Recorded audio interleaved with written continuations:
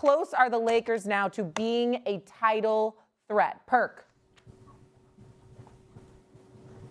They're not far off. Do I have them picked to win the West? No, I don't. I can't put them above OKC, Denver, or the Spurs, but they're knocking at the door. Let me say this. Luka Doncic is one of the greatest offensive players this game has ever seen. The Lakers could score and put up points with any team in the NBA.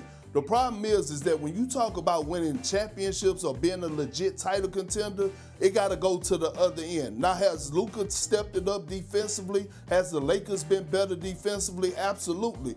But I got to look at a guy like DeAndre Ayton right now, and that's the only problem that I have. I feel like they're a big man away, a Daniel Gafford player away from actually being legit. Because the way DeAndre Ayton has been looking of late, I can't roll with the Lakers solely because he's a guy that's not playing with force. Forget not being a real legitimate offensive threat far as being a live threat at the basket. Defensively, those numbers, those double-doubles that he may put up occasionally is fool's gold. And I just think that they need to make a move at the trade deadline and get athletically at the big position. If they could get a big like a Daniel Gafford, they could compete with the best of them. Wendy? Okay, let's talk about what the Lakers have going for them. Okay, Luka is probably right now top 2 for MVP. I think if you had a vote today, he and Shai Gilgeous-Alexander would be up there. He's having a brilliant season. They are absolutely awesome in the clutch, largely because they have Luka and LeBron, who are awesome clutch players. You get them in a clutch game, they're winning like 95% of those. Austin Reeves is about to come back. If he doesn't come back tomorrow in Cleveland, probably by the end of the week on this road trip. Last night, J.J. Redick did something that I thought was fascinating. Even though Luka was red hot, he took Luka off the ball, put the ball in LeBron's hand, and played Luka sort of as the off guard. Luka was totally into it. He hit 8 threes. That is a really interesting way forward. Those are all reasons why you should be excited as a Laker fan. Also, they're a great road team. But when you talk about title contender, what you're talking about is the need to win 3 playoff series, 2, 3 playoff series. And I just think that the Lakers, as currently constructed, when they get into a playoff series, they're going to be picked apart defensively. The other team is going to isolate Luka. They're going to isolate LeBron. They're going to isolate Reeves. And they don't have backline help. Last night, DeAndre Ayton got benched again. And that's one of the reasons why in their last 19 games, they're 9-10. Yeah, they've won 4 or 5, but they've been an average team here because of their defensive shortcomings. So is there a trade that they could make by next week that could help them? Sure. Is there a center out there who can be the pick and roll lob threat that we saw in Dallas with Derek Lively and Daniel Gafford that can also be your backline defense? Yeah, and they have expiring contracts. They have draft stuff they could do, but they're not there. They're top 5. They're out of the play-in zone. That's really well.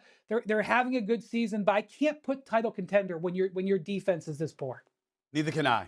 That's why I'm going to disagree with Big Perk on this. I mean, I don't disagree with you, Perk, that if they went out and they got a Gafford or somebody, an active big man who takes pride in playing his role. That's the shame of this. Because let me tell you something right now.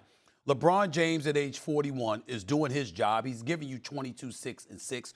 Austin Reeves, when he gets back, he clearly has elevated his level of play. He's giving you over 26 a game. You look at Luka Doncic, he's averaging 33 and 11. The brother has just been sensational, no doubt about it. So offensively, you have some of the pieces and guys playing within their role. J.J. Redick, and I think him and his coaching staff, listen, I loved me some Darvin Ham. I was really mad when he departed because he took them to a Western Conference Finals. Then they lost in the first round the following year. But both series went to the Denver Nuggets, led by Jokic. I mean, there's no shame in that, okay? Had they run into somebody else, the Lakers might have advanced deeper. I'm talking about the previous couple of years before they lost to Minnesota last year.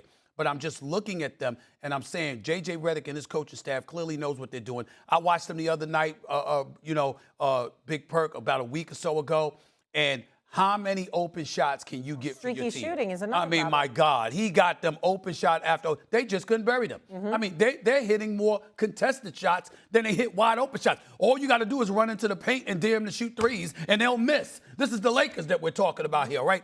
But offensively, we know they can find a way to get things done when you got Reeves, Luka, and LeBron James. It's defense, okay? And they can't defend anybody. You can take advantage of all 3 of those guys, plus a plethora of other players on the roster defensively. And when you look at the elite teams in the Western Conference, it's the Spurs, it's the Oklahoma City Thunder, it's the Denver Nuggets, it's the Houston Rockets. Think about opening night. The Houston Rockets had 4 dudes on the floor, 6'11" or taller.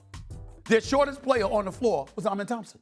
I mean, think about that. And this is an elite defender. So I look at it from that standpoint, and I say to myself, this is not a good situation for the Los Angeles Lakers to be in when you can't defend, you can't hit open shots, even if you've got juggernauts offensively that can get it done. Back to DeAndre Ayton real quick.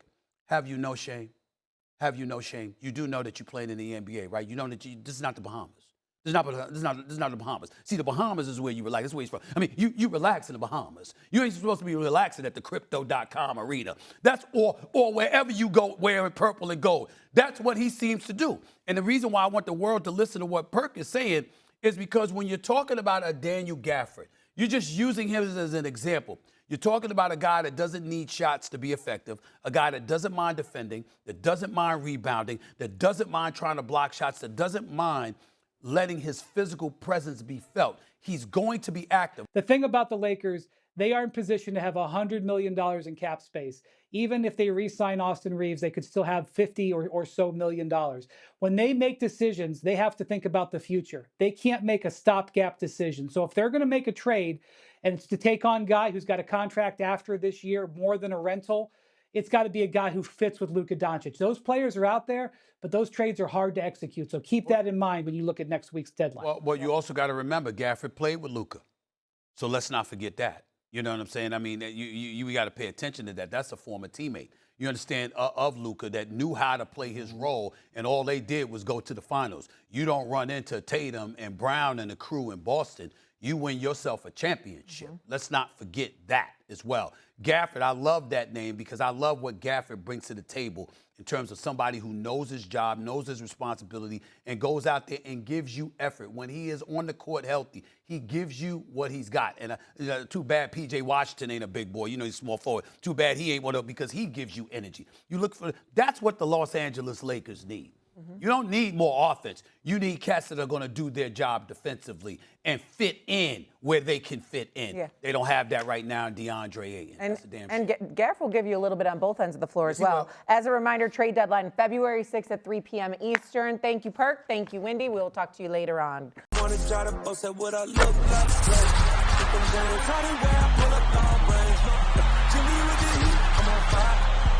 It's 88 over here.